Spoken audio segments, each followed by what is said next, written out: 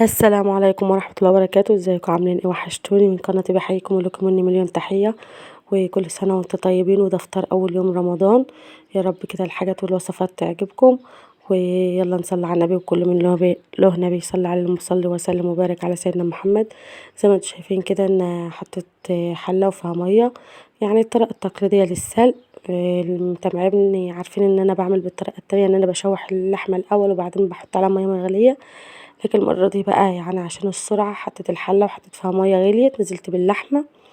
طبعا الكمية اللي عندك بقى، طبعا في العزايم بتبقى كبيرة شوية. نزلت باللحمة زي ما انتم شايفين كده بعد ما المية غليت. وبعدين هحط طماطماية وبصلاية واحط عود قرفة واحط الحبهان واحط الورق اللوري واسيبها تغلي. اول ما تغلي كده بوطي عليها وبسيبها. ادي الطماطماية اهيت، وهحط بقى البصلاية، عيد القرفة، وهحط الحبهان وورق اللوري واغطي عليها واسيبها تغلي. اول ما تغلي هنوطي عليها او هنقليها على عين تانية عشان نشوف بقى هنعمل ايه بعد كده. كانت غليت اهيت، بحاول ان انا اعمل المية كانت كتير عشان ما تقعش على البوتاجاز. وهوطي عليها واسيبها لحد ما تستوي او تخش في السوا. هنحط لها ملحها واحط فلفل اسمر، ولو عندك بهارات مشكله ماشي، بس دي بعد ما تستوي. تمام كده اللحمه حطيناها، بس اللحمه ما خلصتش معانا، احنا لسه في طريقه كده هعملها، اللي هي طريقة اللحمة المشوية في البيت. وهحط لها فحمة وهتشوفها معايا. طبعا اللي متابعيني برضو كنت رافعة قبل كده على القناة، الفيديو لو عايزينه بالتفصيل هتلاقوه على قناتي، اللي هي اللحمة المشوية من اللحمة المسلوقة. كده نقلتها على العين التانية ووطيت عليها وسبتها بقى تتسلق. دي صينية حطيت برضو فيها زيت وسمنة، وهضرب بصل في الكبة بدل ما اخرطه يعني. إيه كده يعني خليته ناعم، يعني مش ناعم قوي ومش خشن، يعني زي اللي انا مخرطاه، بس بخليه بضربه في الكب. هنعمل ايه؟ هنعمل لحمه مفرومه هنحشي بيها بقى مكرونه بشاميل، نحشي بيها رقاق، نحشي بيها جلاش. انا هعمل مكرونه وهعمل جلاش ان شاء الله. كده حطيت البصل، واول ما دبل معايا نزلت باللحمه المفرومه. كانت الكميه دي كانت نص كيلو، طبعا على كل صينيه ربع كيلو، يعني معدل حلو في الوقت دوت. واول برضو ما اللحمه كده بتاخد لون معانا مع البصلايه، هننزل بباقي الحاجات ونتبلها ونشوف هنحط ايه دلوقتي. زي ما انتم شايفين كده لونها كان اتغير معايا اهي. طبعا كنت مقطعه فلفل الوان اصفر واحمر واخضر الموجود عندك، لو عندك اخضر بس ماشي هيقضي. ونزلت برضو ببصل مبشور، باسفه جزر مبشور. دي طماطم برضو مبشوره اهيت. يبقى حطينا فلفل الوان، حطينا جزر مبشور، حطينا طماطم. وفي الاول كنا حاطين البصل وبنقلب كل حاجه نديها حقها كده. الحله اللي انا حطيتها دي طبعا نقلت اللحمه وحطيت حله عشان احط المكرونه تتسلق. الميه دي اول ما تغلي هننزل فيها بالمكرونه عشان نسلقها. طبعا العيون البوتاجاز بتخدمك بقى في العزايم، على كل عين كده بتحطي حله وتعملي. انا نزلت بالملح على اللحمه المفرومه.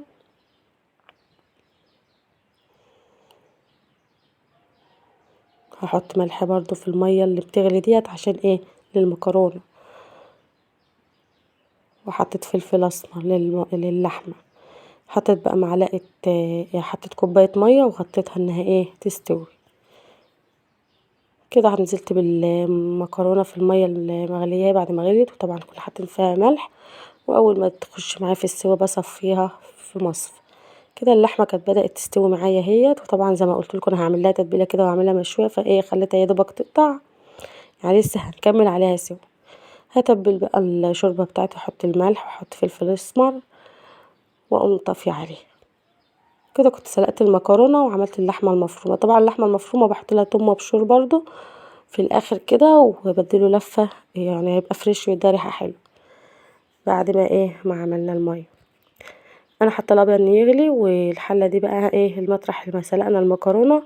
هنعمل البشاميل. حطيت زيت وهحط سمنه، واول ما بيغلي معايا كده او يقدح الزيت والسمنه بنزل بالبشاميل. بصراحه بيبقى حلو عما بيبقى سمنه بس، يعني عشان نخف كميه الدسم اللي في المكرونه. نزلت بالسمنه اهي، اول شايفين فاير كده الزيت والسمنه. نزلت بالدقيق. والطريقه ديت انا بحبها في البشاميل عن البشاميل الجاهز، او ان انت تحطي الدقيق في اللبن كده. بصراحه بحس ان كده الدقيق بيبقى مستوي في البشاميل بالطريقه دي. اول ما الزيت والسمنه كده ينغللوا معاكي كده ويقدحوا، تقومي نازله بالدقيق الكميه بقى ايه، معلقه بمعلقه كده او معلقتين بمعلقتين لو الكميه كبيره. طبعا انا عامله كميه كبيره لان انا عامله كيلو مكرونه، عامله صينيه كبيره عشان دي عزومه، مش ناس يعني العدد كبير، مش اسره صغيره، احنا كنا 3 اسر. تمام. كده اللبن بقى سايباه يغلي، وكده انا بنزل برضو في الحله ديت بالدقيق. عملت كتير يعني، عملت حوالي 14 او 15 معلقه دقيق، كنت بقى بتقلني معاها بقى واحوره كده عشان ايه اما اجي انزل باللبن ما يكلكعش معايا ولا يخرز ولا اي حاجه. كده كان اللبن بقى بدأ يغلي معايا، قمت نازله بيه وبكمل بميه مغليه. في ناس بتكمل بشوربه، بس انا بصراحه اعتمدت الميه المغليه. ليه؟ بيخليه لونه فاتح كده وابيض كريمي جميل، احلى من الشوربه كمان. عايزه تحطي بقى شوربه برضو مش لا مانع يعني، حطيت كبشتين برضو. كده بزود بقى لحد ما بوصل للسمك اللي انا عايزاه. طبعا بحب سمك تقيل، ما بحبوش خفيف. يعني في ناس بتخلي سمك البشاميل خفيف، ما هو هيتقل معاكي في الفرن. انا بخليه تقيل كده وسط، عشان ما تخش معايا الفرن ما ايه ما تغيبش في الفرن. نزلت بالملح وحطيت في شعرة فلفل اسمر، شعرة صغيرة. هو يفضل الفلفل الابيض، بس انا ما عنديش، فحطيت شعرة فلفل اسود صغير. تمام. ولحد ما وصلت للسمك اللي انا عايزاه بحط بقى ايه، جبنه موتزاريلا بتديله ايه طعم حلو. لو عندك ميكس جبن برضو حطي اللي انت عايزاه. عايزه تلغي الجبنه الموتزاريلا الغيها، والله العظيم بعمل البشاميل اللي من غيرها بيبقى احلى كمان، بيبقى حلو وبيديني حمار في الفرن وكل حاجه. وكده كده انت مش عايزه مطه، انت بتحطي في البشاميل الجبنه الموتزاريلا ما بتديكيش مطه. انا طبعا بعمل بالمضرب عشان اوريكم ان هو ايه، شايفين سيل خالص ولا محتاج اي حاجه، بس باكد لنفسي عشان انا كمان اللي ايه متداري تحت في الحل. دي الجبنه الموتزاريلا اهيت، هحطها يا دوبك بس تسيح في البشاميل، واقوم ايه طافيه على البشاميل. انا كده وصلت للسمك اللي انا عايزاه. وعملنا اللحمه المفرومه وعملنا سلقنا المكرونه. يبقى احنا كده صينيه المكرونه مكوناتها خلصت. تمام. قولوا تمام. بقيت اللحمه المفرومه انا عامله نص كيلو، ربع للصينيه وربع هعمل ايه جلاش. كده خلصنا من صينيتين، واللحمه بتتسلق معانا. ركزوا معايا. كده ابدا ارص بقى المكرونه، هي باخد نصها في الطبق وبحط بشاميل وبرص الطبق، وبحط اللحمه المفرومه في النص. طبعا اللحمه المفرومه عشان قليله ما حطيتش في البشاميل زي العاده، حطيت في النص وخلاص وبس. كانت طعمها حلوه ومتماسكه وجميله، وهتشوفوها طبعا في عرض الاطباق، يعني كانت حلوه. طبعا اللي متابعيني برضو عارفين يعني طريقتي وبعمل ازاي يعني. الحمد لله. كده الطبقه الاولانيه هي رصيتها، وهنزل بنص كميه اللحمه المفرومه، وتظبطي كده وما تسيبيش مكان فاضي. واللحمه المفرومه برضو في كل مكان كده عشان تديها طعم وتبقى ريحتها حلوه.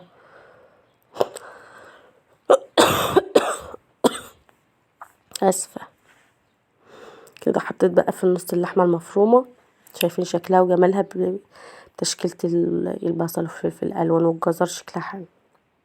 طبعا بيدي طعم وبتديها ايه، بتكترها شويه. كده النص التاني بقى احط برضو البشاميل واقوم حطاه، وبعدين احط على الوش بشاميل برضه. انا عامله كميه البشاميل كبيره يعني حلوه، عشان طبعا ده كيلو مكرونه، مش يعني مش كيس صغير يعني. كده الطبقه التانية هقلبها كويس وهرصها بقى اهو. تمام. قولوا تمام. اوعوا تنسوا تعملوا لي لايك بقى، وتخشوا كده وتشتركوا في القناه وتشجعونا كده عشان ايه نكبر بيكم ان شاء الله. بظبط بقى الوش طبعا، واحط البشاميل بقى اللي فاضل على الوش كده عشان تبقى كريمه كده وحلو.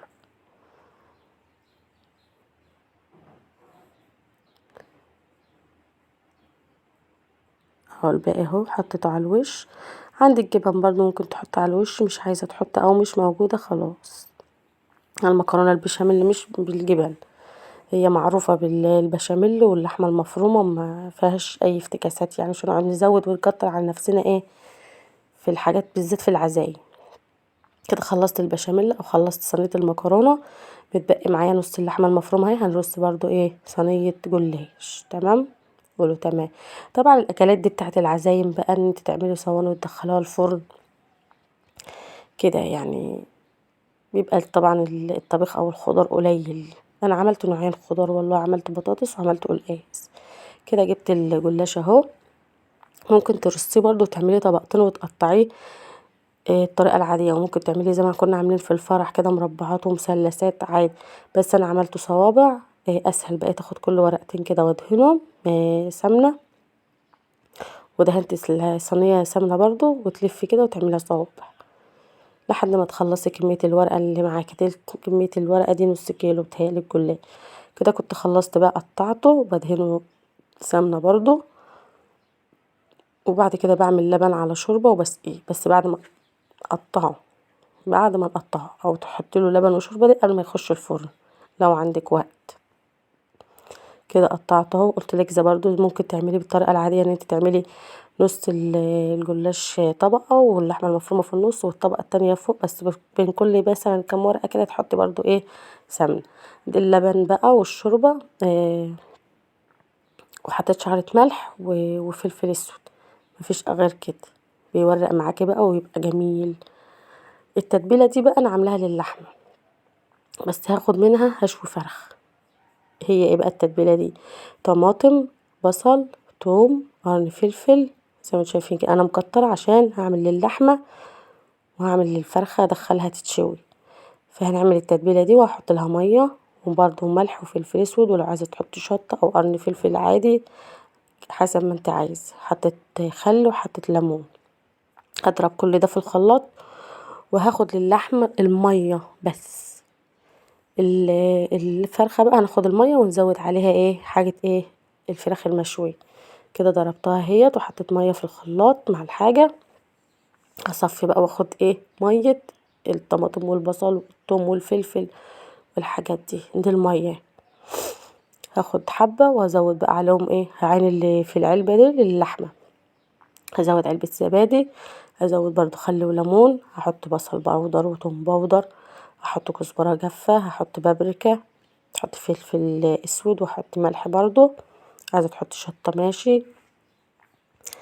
الحاجات دي. وهحط حبه زيت وصويا صوص برضو، هحط دبس رمان. كل ده هنشوي فرخه، فانت لازم تحطي كل الحاجات بتاعت الفراخ المشويه. دي تتبيله انا معتمداها بصراحه. يبقى زبادي والتوابل بتاعتك اللي عندك والخل والليمون والصويا صوص والدبس الرمان.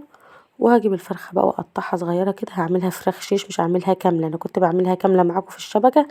دي هقطعها حتت صغيره كده واتبلها، وبعد ما اتبلها احطها في الشبكه وادخلها الفرن. هي الفرخه دي كانت كبيره ما شاء الله، كانت 3 كيلو. ممكن تجيب واحده صغيره برضو، بس الكبيره دي برضو في التقطيع ان انت تقطعيها حتت صغيره اللي هي الشيش دي يفضل احسن. وقطعت برضو اللي هي العظميه بتاعه الظهر دي وشلتها خالص، هي الرقبه بس اللي خدتها. تمام.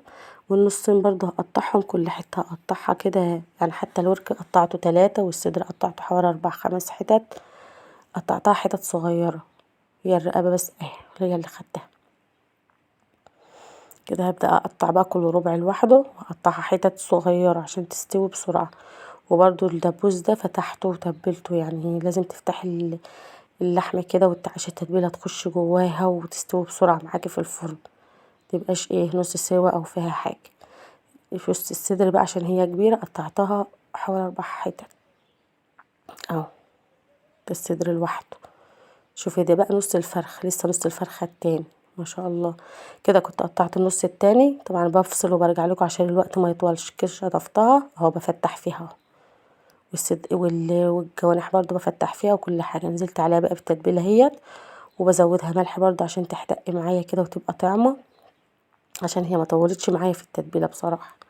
لكن يفضل ان هي تقعد في التتبيله دي من بالليل او على الاقل ساعتين.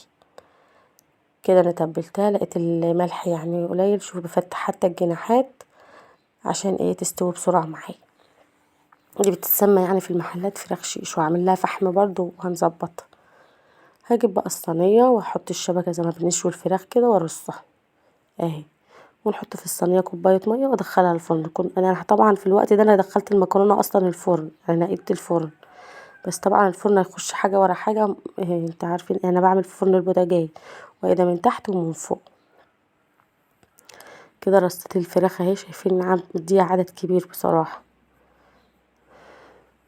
وهحط التتبيله برضو عليها عشان تتهنيها ايه متتبله كده وحادقه.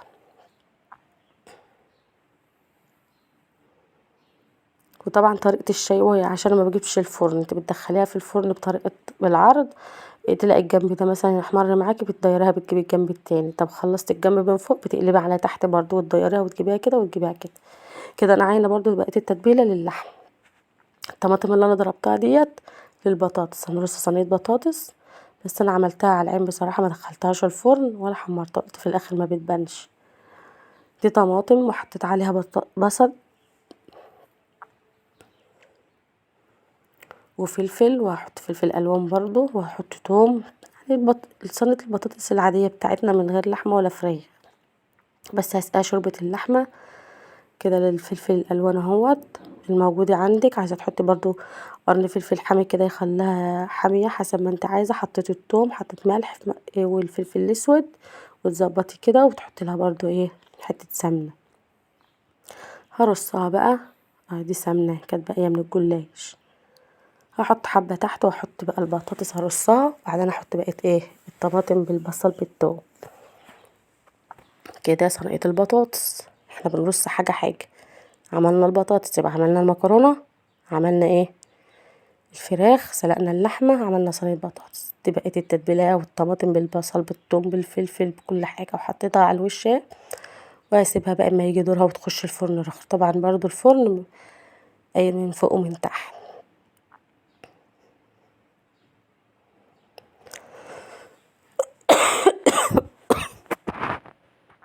اسف. كده حطيت لها بقى كبشتين كده شوربه عشان تستوي معانا، لان البطاطس كانت متقطعه عريضه كده. بقى قلت اعمل العصير، عملت عصير مانجا وعملت عصير فراوله.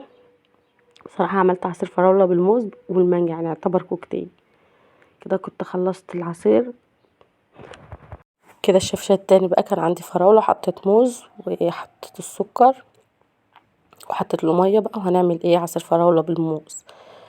تمام. كان بقى حبة مانجا بشاور لكم عليه، هحط برضو ايه الفراولة بالموز عليه واقلبه كده زي كوكتيل. يبقى كده عملت عصير مانجا وعصير ايه كوكتيل او فراولة بالموز والمانجا، وركنتهم على جنب. دول اللي هنفطر عليهم بقى ايه هما والبلح. كده كنت جبت كيس قلقاس من اللي انا مفرزاه، وقلت ايه هعمل قلقاس ده على العسل للكنافه والقطايف. كنت رصيتها وهنعمل قطايف برضه. ده لبن بقى، هنعمل ايه صينيه رز معمر. ده كيلو لبن، وهحط برضو لبن من الحله اللي جنبه دي، بحط سمنه بحط زيت، بحط الملح معلقه ملح. انا عامله كيلو رز، كنت غسلاه اهوت ومصفيه ميته بقالي شويه. وعلى العين كده بصراحه طريقه حلوه قوي قالت لي عليها. بتحطي كده وحد لبن يغلي، وبعدين تنزلي بالرز وبالحاجات كده، او تحطي السمنه والزيت والملح وتشوفي هتحطي ايه، وعلبه الزبادي، وبعدين حطي رزك وظبطي ايه لبنك. يعني ممكن تحطي ميه لحد ما يغلي ويبقبق معاك كده، تقومي مدخله الفرن على طول. انا زودت لبن ما زودتش ميه بصراحه. بتظبطي ملح معلقه ملح على كيلو الرز، وتقلبي كويس وتدخلي الفرن بس بعد ما يغلي. طالع وشه حلو وجميل، يعني حتى في الغرف كان سخن ما كانش متماسك قوي، ده هو هتلاحظه في الغرف، لكن هو بعد شويه ما هدي كان جميل بصراحه. الحاجه اما بتهدى كده تعرفي ايه تظبطيها. بس احنا كان المغرب جدا بقى وحطيت الاكل كده. بوريكم الحاجه يعني اهي شغاله معانا. سلطه البطاطس بتستوي، العسل اهو معانا. دي الحله دي بقى هنعمل بيها ايه القلقاس. هحط شوربه وهننزل بالقلقاس دلوقتي نسلقه، وهعمل له الخضره. هنضرب ربطه كزبره في الخلاط ببق ميه كده بعد ما تغسليها وتنقيها، بضربها. وهنعمل ايه الخضره والقلقاس. في الطاسه اللي جنب القلقاس ديت فيها زيت، هنحمر اللحمه وننزل بالتتبيله اللي احنا عملناها، اللي هي الطماطم والبصل والثوم والفلفل اللي عملناها دي، وصفيناها الميه. احنا صفينا وخدنا ميه الميه دي، وكل شويه ايه بعد ما تتحمر تسقسي لها حبه كده تديها شكل المشويه بالظبط. وهعمل لها فحمايه بقى واحطها على الشوايه، وهتشوفي دلوقتي طريقه العرض بقى. العسل كان اتعمل معايا، والكنافه طبعا كنت رصاها ومعبيه القطايف، وهنعمل ايه كنافه وقطايف. اهو كل شويه بحط ايه من ميه الطماطم والبصل اللي احنا ضربناها. دي الخضره اهي كنت ضربتها، دي ربطه كزبره ضربتها في الخلاط ببق ميه. دي البطاطس بعد ما استوت. بوريكم دي بقى الطشه بتاعه القلقاس. بعد ما القلقاس خسر كده حطيت الخضره. طبعا الكزبره اما ميتها بتنشف بنزل بالتومه، بنزل بالكزبره واسيبها لحد ما تستوي كده. كده عندي شوايه بقى، حطيت فيها الطبق وحطيت فيها الفحم، وهحط بقى الفراخ في جنب اهيت واللحمه في جنب بعد ما اتعملت، وهقوم طشلها الفحم تحت، وهقوم نازله بالزيت مطرح الطاسه بعد ما خلصت اهو. واو، مشوي في الفرن على ايدينا. كده كان المغرب جدا وشربنا العصير والبلح. كل سنه وانتم طيبين. والخضره اهيت التوم عملت معايا طشتها للقلقاس. طبعا بعد ما القلقاس كسر وتشوفي برضو ملحه، الرز المعمر طلع والمكرونه، وحاجتنا خلصت. ويا رب الاكل يكون عجبكم. طريقة العرض بقى والكنافة، ويا رب عقبال السنة الجاية دي الكنافة والقطايفة وسقيتها العسل. انا كنت رصاها يعني بالمكسرات، ما كانش فيها حاجة، طبقة كنافة وطبعا السمنة، وطبقة كنافة والطبق وفي النص المكسرات، وفوق طبقة تانية، وتحطي السمنة وتدخليها الفرن حتى ما بقلبهاش.